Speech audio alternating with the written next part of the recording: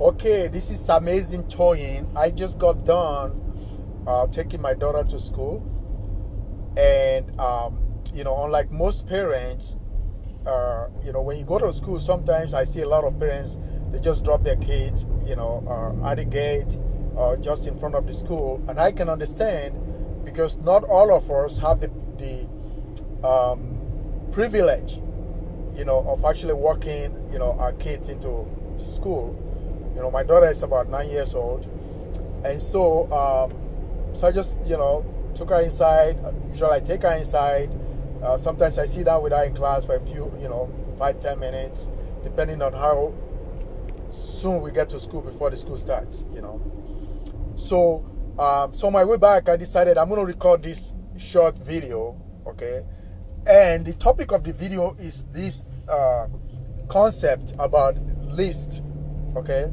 And I've heard for a long time that the most important thing in a business is the list, okay? Especially if you're online, okay? But even if you're not online, you have a list. You have a list of customers. And one of the mistakes most businesses make is that they don't even have a list, okay? You go to a business on a regular basis, they never think for 1 second to say, oh, thanks you for coming. By the way, do you have an email? We want to send you a thank you letter. Okay, what's your address? Okay. That's one way to develop what I'm going to refer to in this short video as building a relationship. So if you think the list is most important, right? Okay, well, it's nothing close to what is the relationship? What is your relationship with your list? Well, so you have a list, but you don't communicate with the list. You don't send them email. You don't send them letters. Okay, and so what relationship do you have with the list? Which is actually more important than the list, because let's say you have 10,000 people on your list, okay, but you don't even know how of those 5 or 10,000 are responsive. You don't know which of those 5,000 or 1,000 for that matter are the most important customers. If you're not communicating with them, and if you don't have a relationship with them, then it's difficult for you to ask them for repeat business, okay, survey them as to what they want, okay.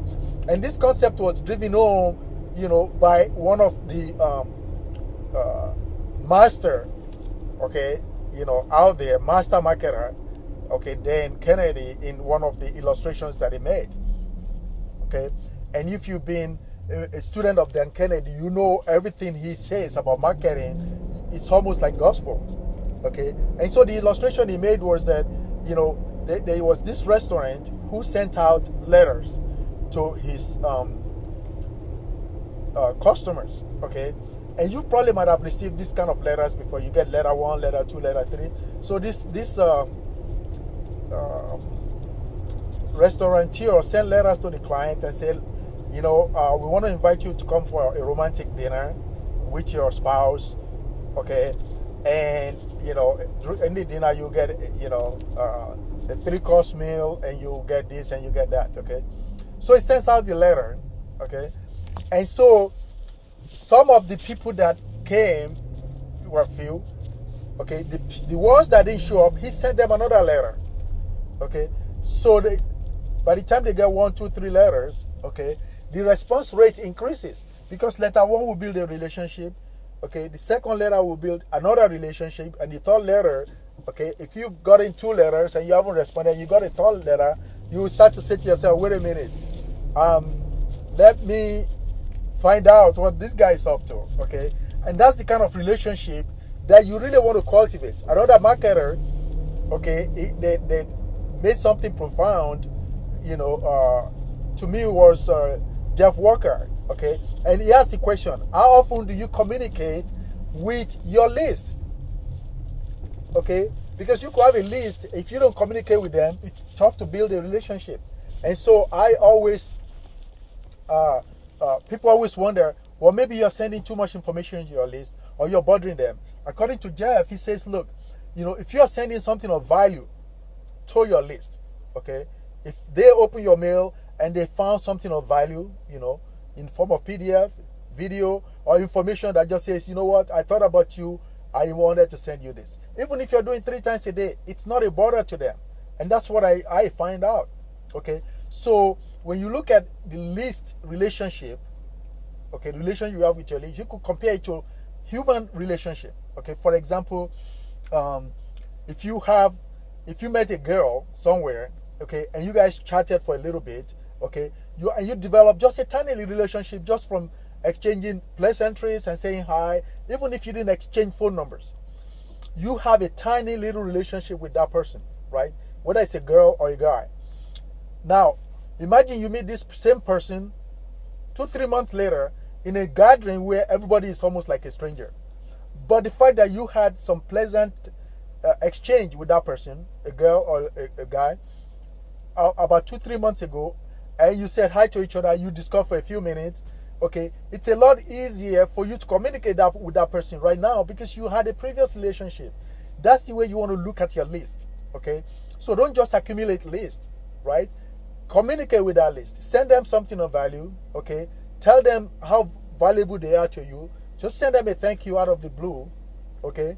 And that's how you actually develop a relationship. So don't be afraid to communicate with your list, okay? And there's a saying, you know, like I always end my video, okay? There's a saying that goes like this, okay?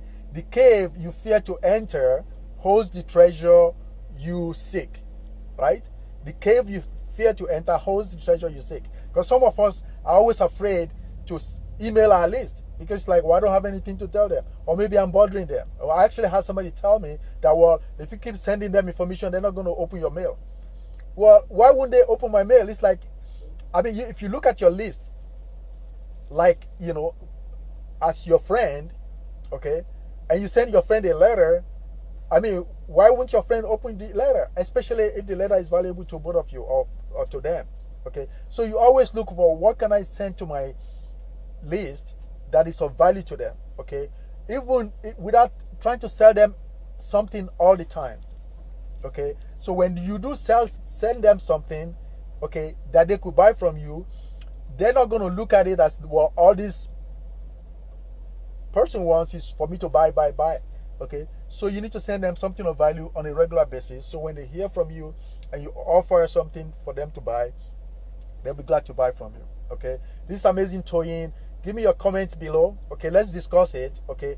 How do you use your list, okay? How many times do you communicate with your list, okay? Let's have different views out there and tell us, you know, what your reaction is or what your list reaction is, okay?